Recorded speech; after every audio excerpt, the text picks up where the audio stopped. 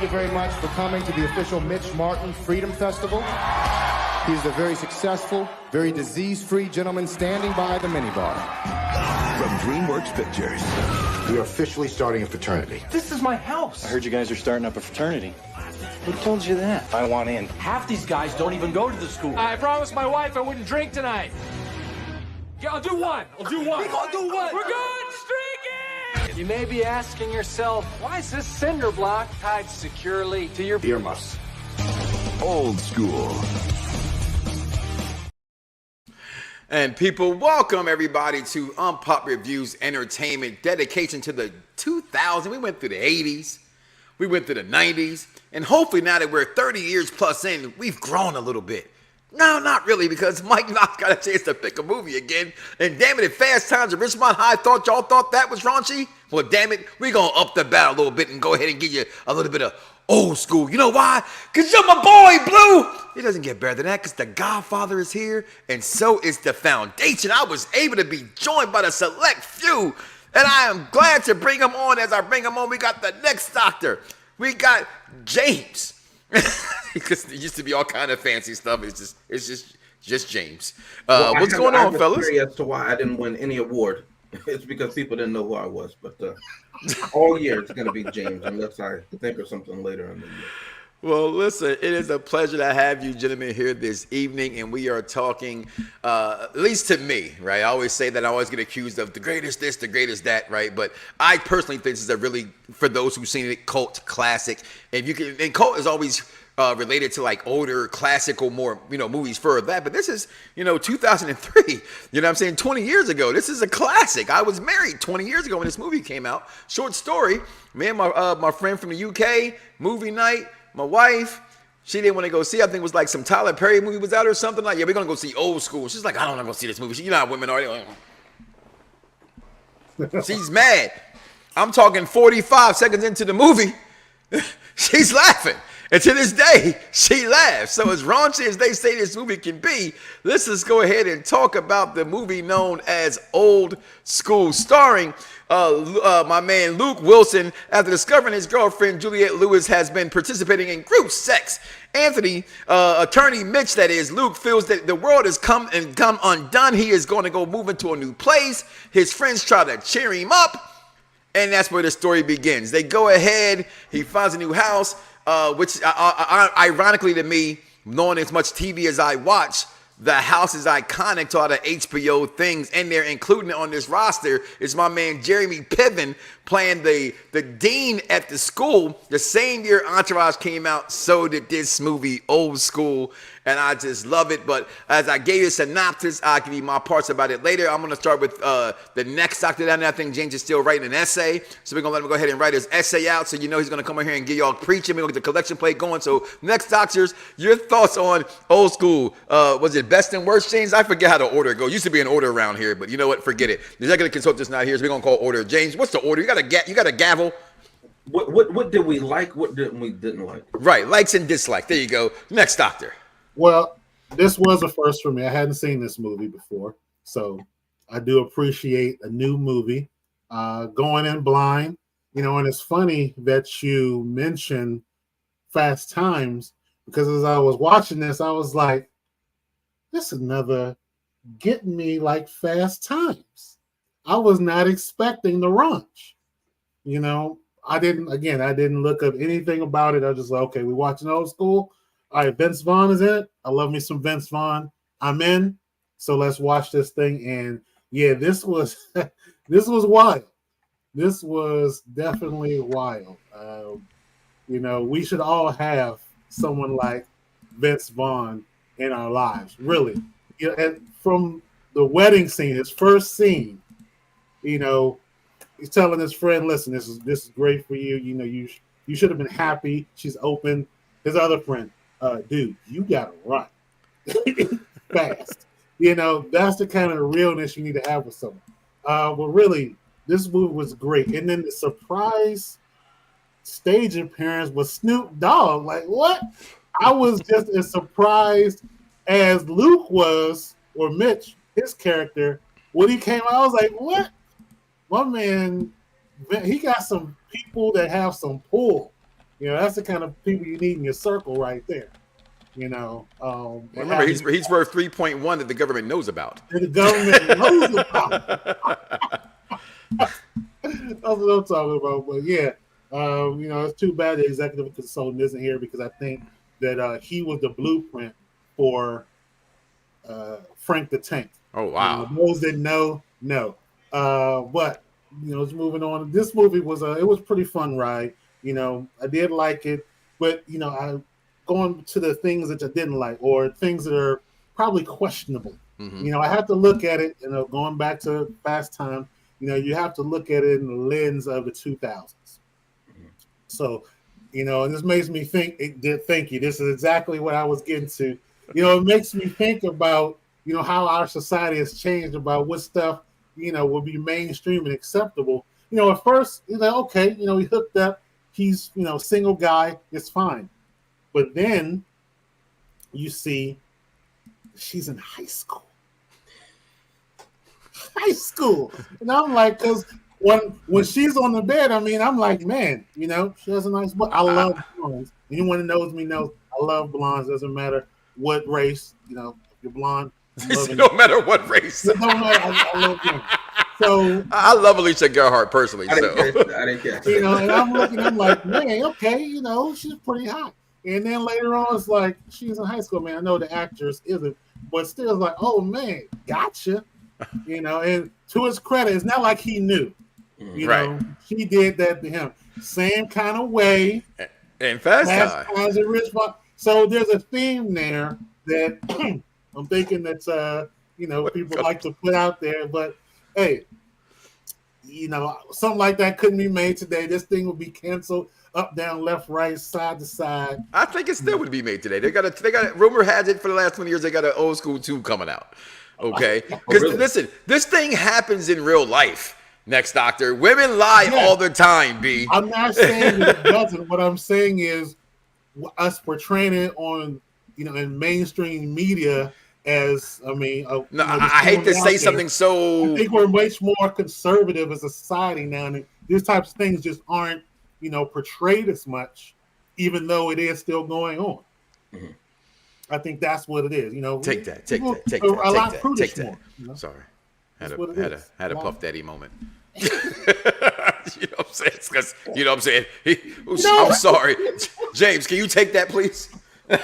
Not when you calling yourself Puff Daddy. I won't be taking anything. But if it's my turn, let me go ahead. Likes and dislikes. First and foremost, shout out to Chris for being here tonight. We appreciate you. Also, shout out to Juliette Lewis. Just like the Next Doctor said, she was looking good, even though she was acting real crazy in this movie. She still looked good. And we'd like to dedicate tonight's episode to Dr. Umar. Dr. Umar, we know that wherever you are, you're watching one. And you're agreeing with everything we're saying tonight. So shout out to those 3 people. First things first, let me just say that, as I said backstage, that this movie does have a feel of the 2000s, and it starts something that ends arguably sometime around the mid-2010s. And that, to go with the theme, arguably might be because of Me Too and everything in Hollywood. No, Me Too didn't do anything for regular women who had no money, no fame, and no power. It did something arguably for some of the women in Hollywood who hijacked that movement and who used it to their own advantage. No, nothing for you, Charm, aka Jawbreakers. Nothing for you, Rose McGowan. But for some of them in Hollywood, it did something for them. So let me just say that it had its reign for about 12, 15 years, you could, you know, give or take. It could be made today, but there will be a lot of people online with an outsized voice who would have a lot to say about it if they ever do make Old School 2 in the same vein that they made Old School 1. How do we know that? Well, I saw a little movie called, what was that movie that came out last year that we watched 2 years ago? Prince Akeem. You're talking about Coming to America 2. Yeah, he was date raped. That movie was softer than me outside in the winter cold. Let me tell you, I was so soft. I couldn't do it. Okay, but that's what would happen to this movie if it were made today. All right. I just had a few questions though. Mitch Luke Wilson in this movie, he says that he's 30 years old, not 30 something. He said he's 30 years 30 old. Very disease-free gentleman over there to my left. 30 years old. That was the hardest 30 I've seen in a long time. That was the hardest 30. So he needs a vacation. Also, all of the guys in this movie were young at heart, but had no growth whatsoever. It was like they were perpetually stupid. You know what I mean? No, it wasn't like they just wanted to relive the childhood. It was just like they were stunted.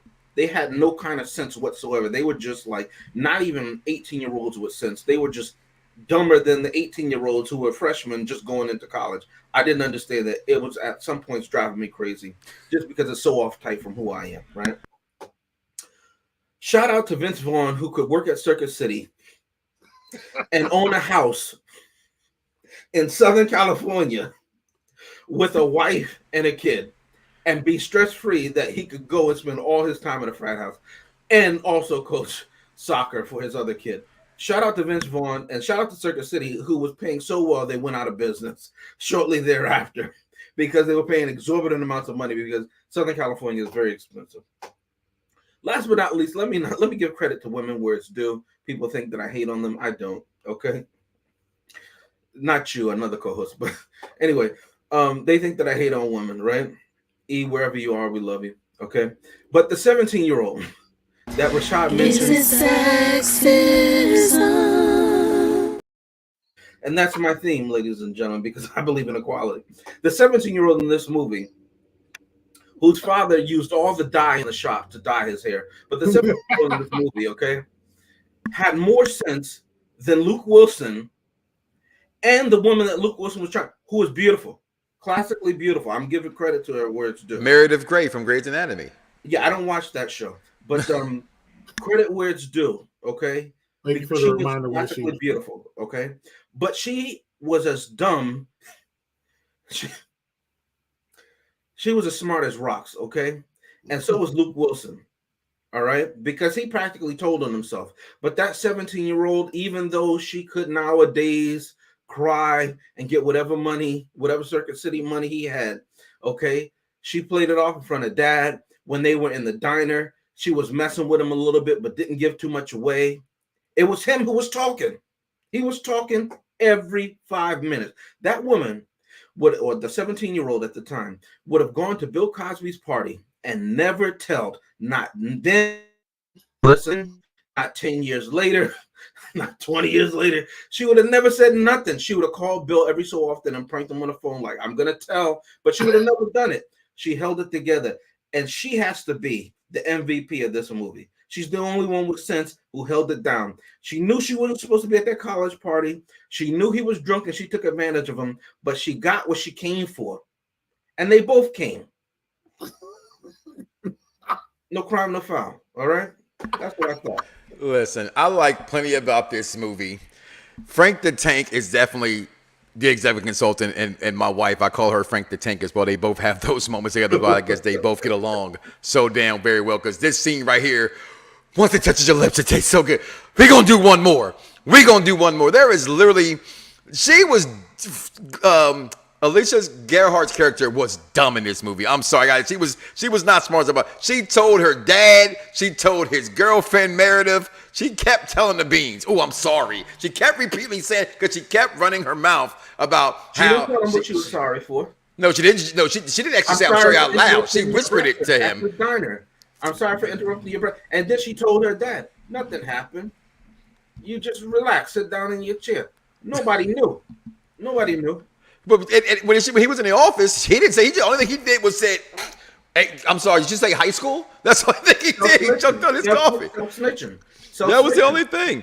But don't do it. In this movie, just classic scenes like we're going streaking up through the quad, through the gymnasium. You know, hey, you bring your little hat. You know, every time I watch this movie, I go, Magic Don Juan did not. I think that was real. He would have not liked the fact that Will Ferrell was butt ass naked in front of him. I don't think he liked that part at all. Like that seems so real to me.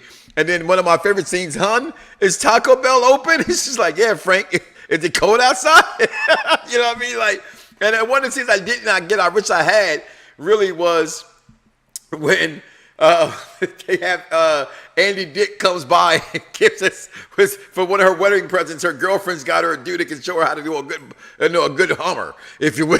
You know what I'm saying?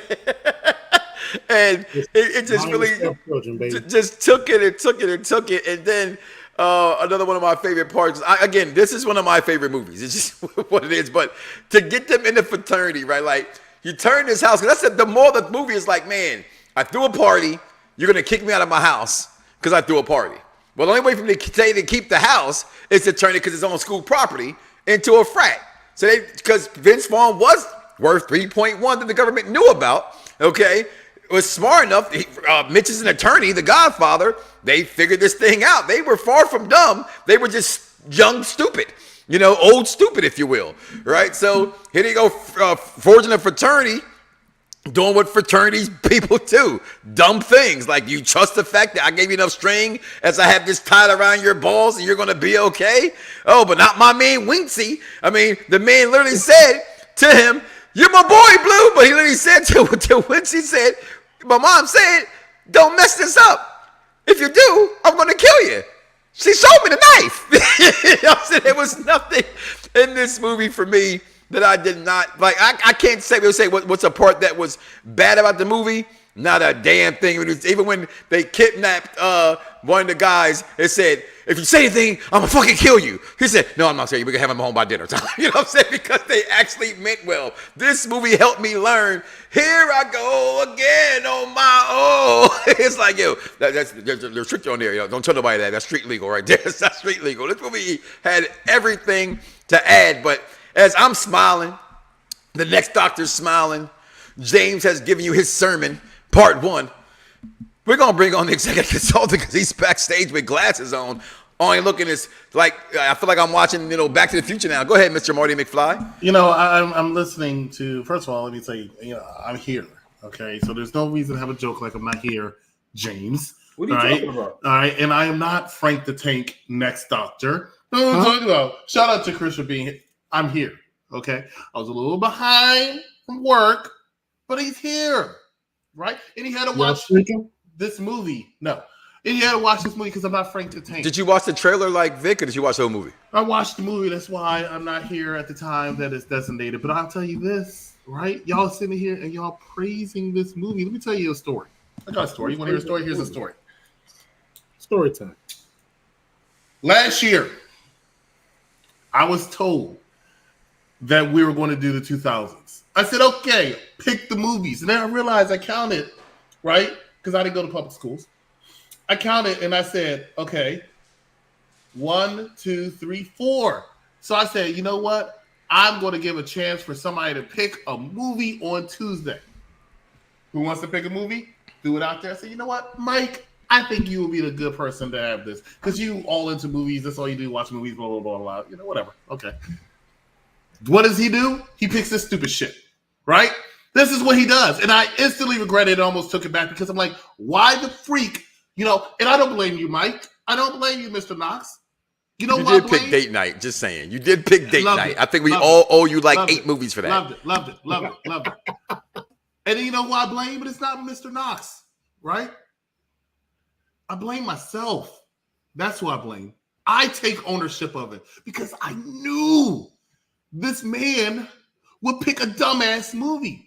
He picked Fast Times at Ridgemont High, and I say this movie, and they're sitting in the cafeteria, and they're practicing blowjobs, right?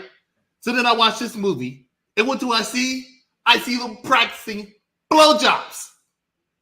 Well, Mike, we know what your fetish is, don't we? Right?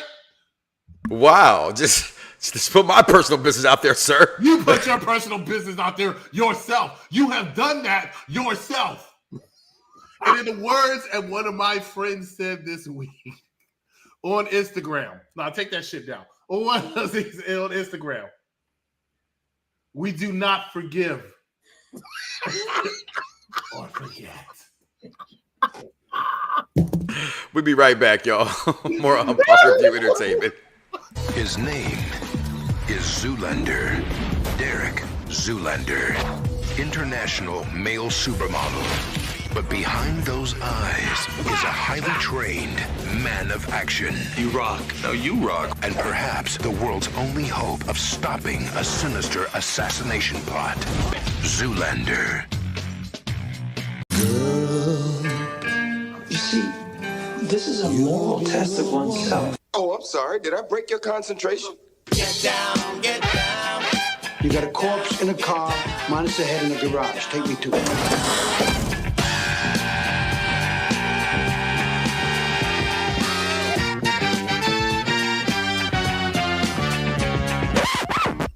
Don't you hate that?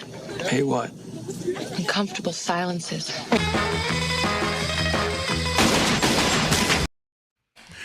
Come and join us on Thursday, as I believe Pulp Fiction starts Thursday. And then next Tuesday for Zoolander, as we continue the 2000th theme. As we are, as I am privileged to be joined here today. You got a dart in your neck, man. What?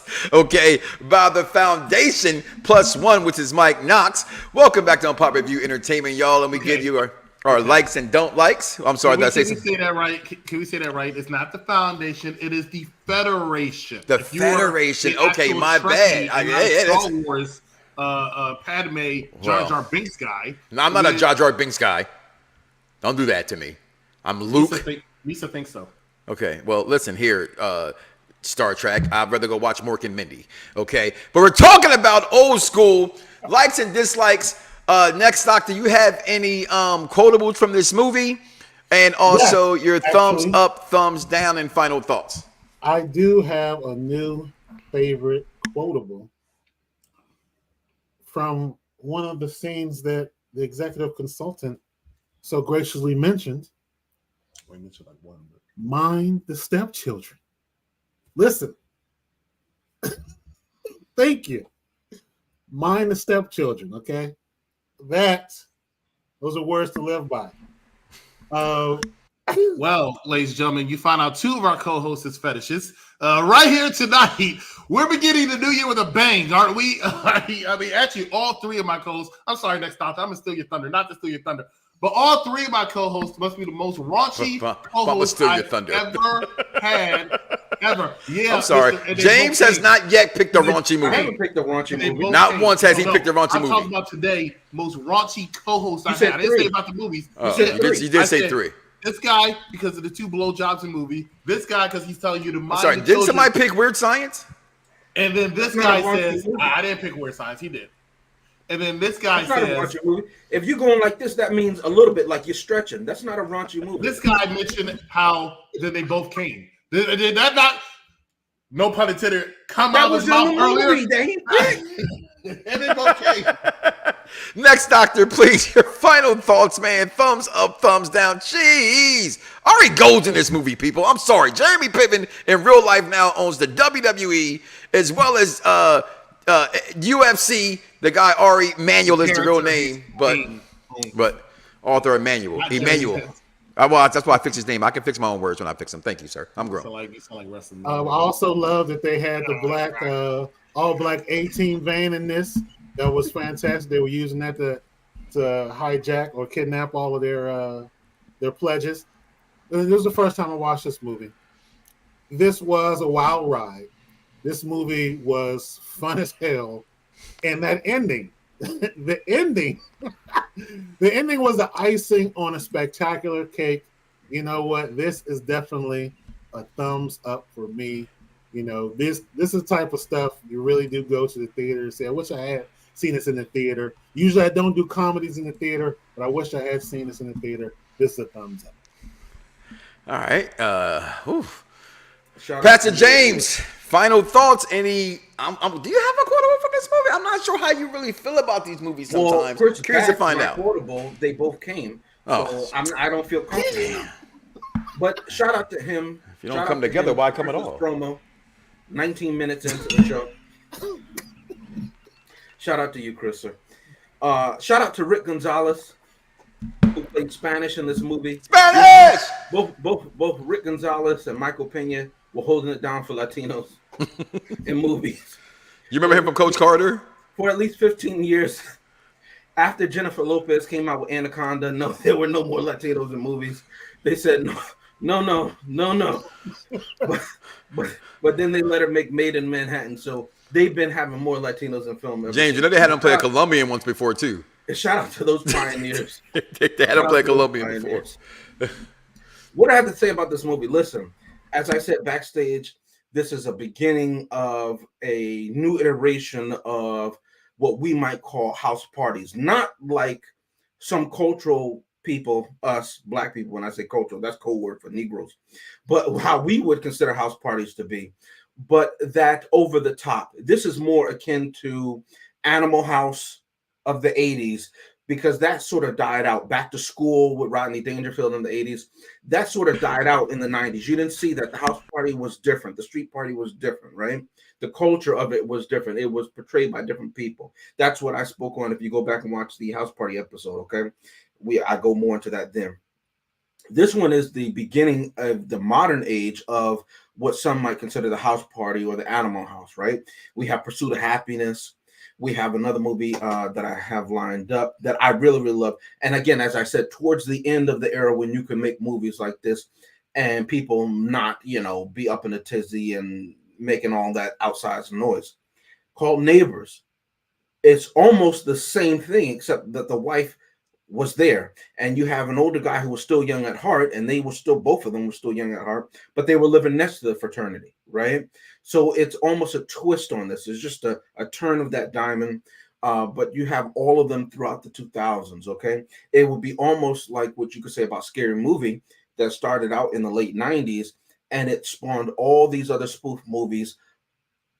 I wouldn't say that they're as good as the house party movies that came after, talking about these raunchy college parties and everything like that, because you could even put in what is that Seth Rogen movie? So you have Superbad, you have 40 Year, you got all those movies came out at the same time. You have all of those, and these are coming out of these almost they morph into stoner comedies, and you could put them into a subgenre, but they're coming from this, and you have to give credit where it's due. Also, I just realized that Todd Phillips, who will later go on to do the Hangover films, again, part of that ilk, and then later the Joker 2, which comes out later this year. Happy New Year, everybody. I'm so sorry to interrupt you. That's the same Todd Phillips? Yeah, I had to look that up. So you're telling me that dude that made Baseball, and wow. Yeah, he is responsible for the Hangover too. Wow. He's the last guy to knock on Luke Wilson's house waiting for Juliette Lewis. He's here for the gangbang. Just without the mask or whatever. But that's him in a small cameo in this movie. So again, credit where it's due, all joking aside and everything like that. Did it age well? For me, it did not. I'm a jokey person. Those who hang out with me in real life know that. But I think there's a time and place. And for people who are even at that age, even younger, I can be a very serious person. And if you're just a doofus, you know what I mean? I can't do it. It bothers me on some kind of level. So naturally speaking, they would have bothered me to be around them because they had no growth. They showed no growth. And they ended up arguably worse positioned than they were before.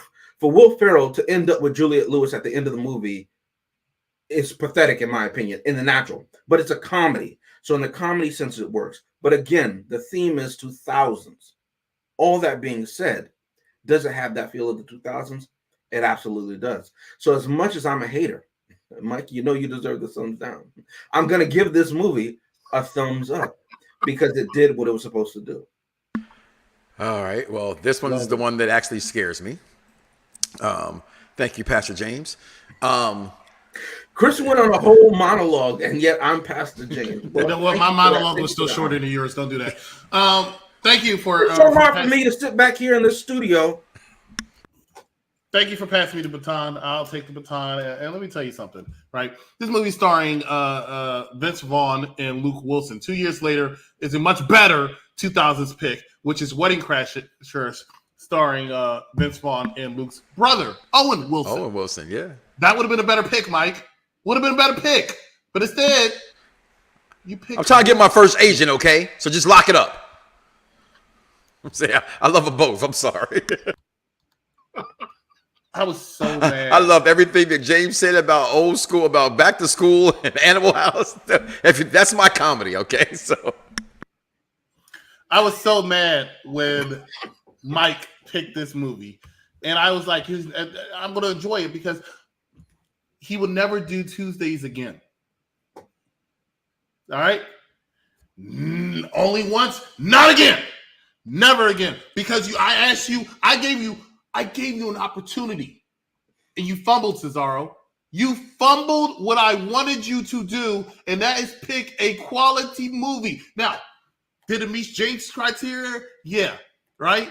Because it felt like a 2000 movie. I don't have that hard press of a criteria, right? Because at the end of the day, it was made in the year 2003. Therefore, it meets the criteria of being a 2000 movie. I don't understand this mindset, but this is something Pastor James says, I like that name, and I want to start calling you that, right?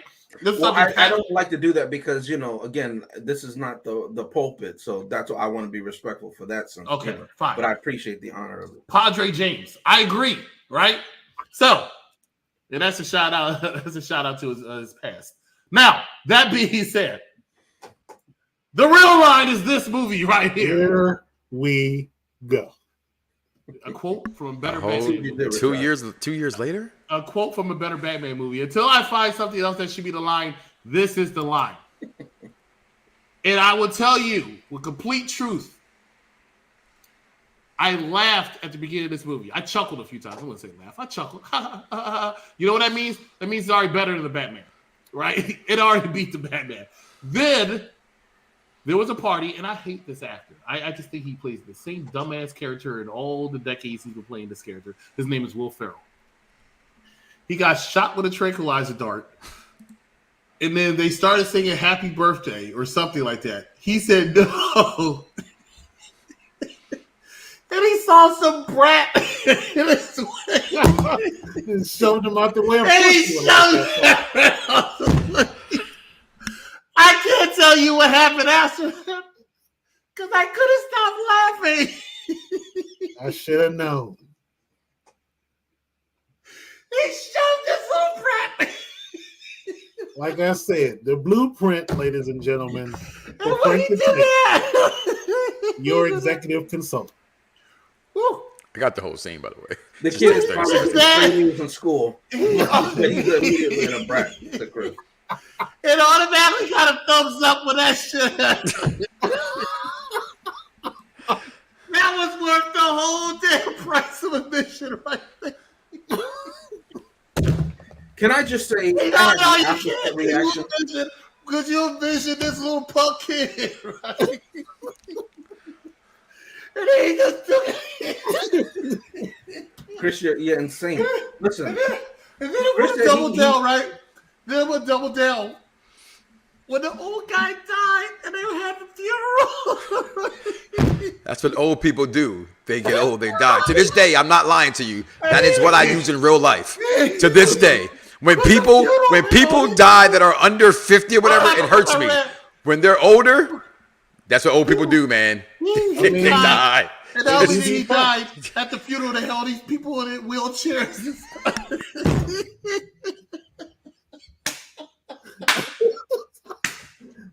This is your friend, James. Oh my God! Listen, but I fumbled though. A long time so, Mike, even though you did fumble, how did I fumble? You're laughing. It's a comedy.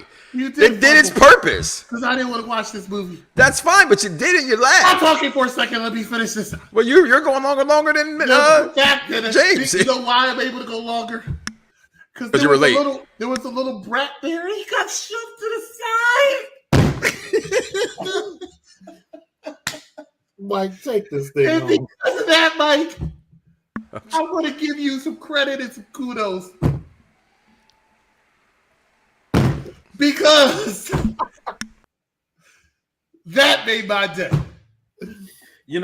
Chris enjoyed this movie And he said he chuckled in the beginning, and then he just lost all control when he saw the little kid be pushed out the way at a kid's birthday party. I'm watching it with the opposite reaction. I'm reminded of, Chris, he always has it that he compares every movie we review to the Batman, right? And there's a scene in the Batman where the Riddler starts singing Ave Maria like he has no sense. And I can just imagine Chris is crying, like, what are they doing to my guy, my character? Riddler's his character, right? And then I have a flashback to when Chris and I see No Time to Die. And there was a sassy woman at the counter who was acting like it wasn't her job to serve popcorn. Shout out to Padre James then, because she was like this Latino family who couldn't speak any English. Shout out to them. But with me, she had an attitude. She looked like me, not saying anything. Was I surprised? No, sadly I wasn't. Dr. Umar, shut up. All right. She looked like me, but had no kind of patience for me. All right. But anyway, we get into No Time to Die. I'm excited about this movie. This is the last one. And then Chris looks over and I'm crying because this is the biggest piece of dog shit. So I understand where Chris is coming from with the Batman and him singing Ave Maria. But Chris laughing at this little kid getting shoved out the way, I don't understand. But it's apropos. Did you see it? Listen, Mike, you said you had the scene. Put it up. As I was gonna say, my movie, my pick. I like raunchy comedies. I grew up in raunchy comedy. Talked about it on episodes before. I grew up in the Andrew Dice Clay era. Flip Wilson, Richard Pryor, Eddie Murphy. You grew up with Flip Wilson? Well, I will not grew up with him, but I got to see them on TV when I was a kid. Mike, you look fantastic. I appreciate it. Not growing up, I get what you're saying, but watching those scenes and everything else, but it's just over and over. I can watch this movie. I've watched this movie. I can't tell you how many times I've watched this movie. I own it on DVD. I own it on digital. I own it every which way I can have it. It's in my phone. I can watch. I own it digital. I own it DVD. Yeah. I have it locked in on my Apple store. What did you say? I don't know what I said, but favorite lines, quotables from this movie. Like I said, to this day, look at the baby, look at the baby, look at the baby. Fitz Vaughn, when he's walking in there. To this day, my kids grew up, and I can still say it right now. They're 14, 15, 16. I can say earmuffs, and they will cover their ears because Dad's about to curse. Okay. We're going streaking up to the quad to the gymnasium. Come on, everybody, you bring a little green hat. All these things. This movie, You're My Boy Blue, can never get old. That man died from seeing titties. Okay, so does he was. Okay, if you cannot enjoy this movie, then hey, you just can't enjoy this movie, and it may not be for you. But I loved it. I give it thumbs up. I think it did stand the test of time. Like I said, to this day, I watch it today, and I'm still laughing at this movie. And they've been hinting towards an old school 2. I don't think it's going to happen. These guys are way too old at this time. And Chris, your little comparison you put there to the Wedding Crashers, I love that movie. And that movie is good. I just think this is just a lot more. It's something about a group of guys starting a fraternity outside of college, on a college for me. And James, you say they didn't develop. Luke Wilson went from not wanting this to embracing the fact that he's the Godfather. That's aggression. That's knowing you have the force in you that you can pull this off to make your coworkers even want to ride for you and go, that's why we call him the Godfather. You know, he told his boss off. He told his coworkers what to do. This man done that before and stood up for himself. Yeah, he didn't have the intertesticular fortitude for it. Bum. He looked like a bum and an alcoholic the whole movie. What would you think when you come home on a flight for 4:45 and 2 naked women join the closet trying to gangbang your girl? What are you supposed to feel like? That means, why Grey's Anatomy, this doctor thinks this guy would be great to raise my 5-year-old daughter. Shout out to whatever job he's working that can afford to pay for all of them. Okay, he probably works at Circuit City with Vince Vaughn, who can afford that house. He's a lawyer. He's a lawyer, and Vince doesn't work at Circuit City. He owns like 15 of them. Vince Vaughn works at Circuit City. I seen the shirt. He owns it, though. He doesn't work there. He owns it. I synced it. It wasn't Circuit City, by the way. It was not Circuit City. It was something else. Close enough. It's not Circuit City because they didn't want to pay Circuit City. But everybody knows it's Circuit City. But he still owned it, though. The point is, the guy Will Ferrell went from being a working alcoholic to just an alcoholic at the radio station. He's not who's now we never knew what Will Ferrell was doing. He's the only one we didn't have a job. We don't know what his job was. Frank, we have no idea what Frank did for a living. House. Yeah, we don't know how he got the house. Being a fan of at the beginning of the movie, he was the only one apologizing to his wife because he knew his friends were absolute maniacs. No, he's apologizing because he knew that he couldn't tell her the truth. He said, I can't if you want me to, dear. She said, oh, no, go with your friends. At the wedding, hey, Mike. When Vince Vaughn was saying that, and everybody was looking at Vince Vaughn, and then when his friend Luke Wilson, who was dating a hedonist, was saying that when he stood up, his best man, he was apologizing to his wife, right? Yeah. The fact that he couldn't tell her, hey, I just want you to do more sexual things. Clearly, she was into it because she went and seen the guy with the carrot, right? That was a gift. He could have had an adult conversation with his wife, his new wife, who said, you know what, I actually like that. I'm so glad that you brought that up. Instead, he's talking about, yeah, I'm fantasizing about this girl that we seen every time we go to the grocery store. That makes no sense.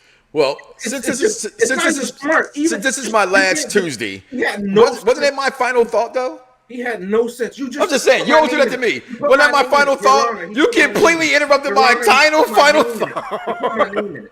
Okay, Luke Wilson, the drunken disheveled fool. Okay, he looks at Grey's Anatomy. He's trying to get Grey's Anatomy. He self-snitches on himself. Okay, with the 17-year-old. You got away with it. Stop talking. Then he bags Grey's Anatomy. She's on that show for 20-something years. You know the paycheck she's getting? Okay, just be quiet. He screws that up. He doesn't tell him Craig Kilborn. I don't know why. Shout out to Craig Kilborn, who played his role great as a great heel in this movie, okay? And then Vince Vaughn, whose wife still looked good.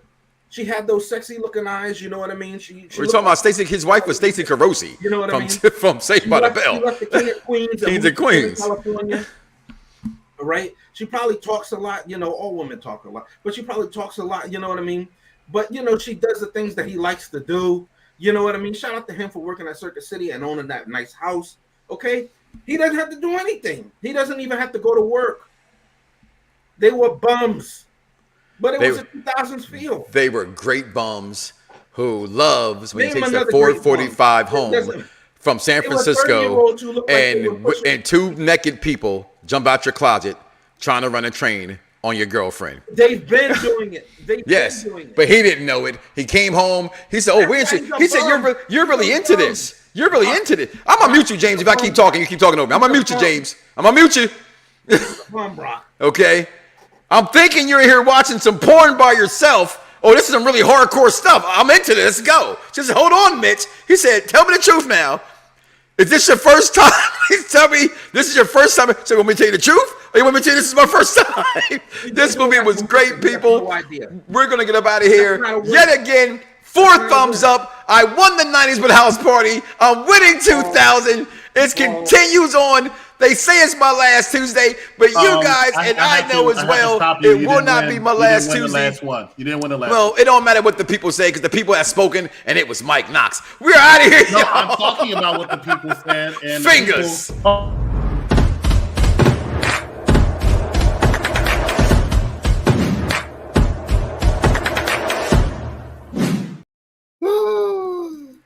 That wasn't the last one.